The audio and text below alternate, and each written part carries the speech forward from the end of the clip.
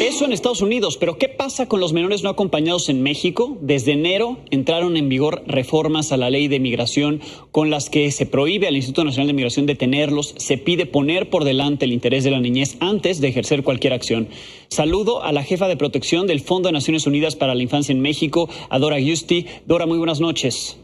Muy buenas noches, gracias por la invitación. Gracias a usted por atendernos. ¿Qué se sabe de los menores no acompañados en México, en particular después de la entrada en vigor de esta ley de migración que, digamos, impide detenerlos? ¿Qué se sabe de ellos? Porque al final todos estos menores migrantes que llegaron a Estados Unidos en los últimos meses, en las últimas semanas, tuvieron que haber pasado por México y muchos, me imagino, siguen en nuestro país.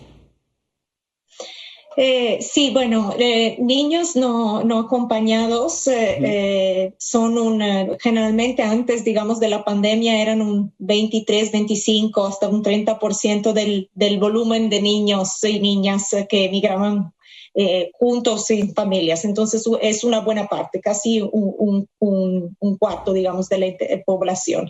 Con la pandemia la situación como que el flujo se disminuyó un poco. Sí. y justamente como estaba diciendo, también aunque se compartieron datos de Estados Unidos, se ha notado un aumento de flujo de población migrante y de niños acompañados y no desde febrero, marzo.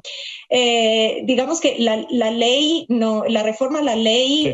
Primero me gustaría decir que se alinea con una ley general de derechos de niñas, niños y adolescentes del 2014. Entonces, esta prohibición de la detención ya existía desde el 2014, solo que justamente, como usted decía, se alineó ahora la ley de migración y se está haciendo un esfuerzo de coordinación para que directamente desde el Instituto de Migración puedan canalizarse niños y niñas acompañados y no acompañados a instalaciones del DIF, y puede intervenir la Procuraduría de Protección de Niñez y Adolescencia. La Procuraduría lo que hace es determinar las necesidades de los niños, hace una evaluación, se dice, del interés superior de sus necesidades y determina lo que digamos es más justo o que permite respetar las necesidades y derechos de los niños.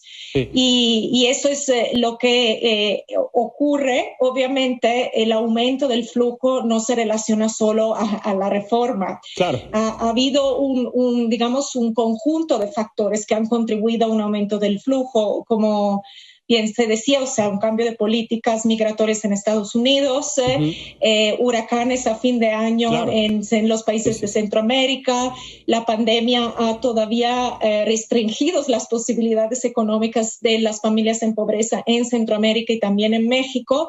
Entonces se han acumulado una serie de factores que están contribuyendo, ahora que también las fronteras están suavizando un poco los controles por la pandemia, han contribuido a un aumento del flujo. Un fenómeno multifactorial. ¿Tendríamos un estimado, digamos, si estos datos que nos revela allá en particular en Estados Unidos son los 9,000 y tantos de febrero, más los 5,000 y tantos del mes de enero, estaríamos hablando de casi 15,000 en estos primeros meses del año que llegaron a Estados Unidos, pero en México se tiene un estimado de cuántos niños estarían, como usted me dice, en estos momentos, digamos, en cuidados del DIF? No tenemos el dato oficial de cuánto están en este momento en el cuidado del DIF. Generalmente son los datos de los que son detectados por parte de migración, pero el corte es cada mes. Lo que sí podemos decir es que ha habido un aumento en febrero y marzo.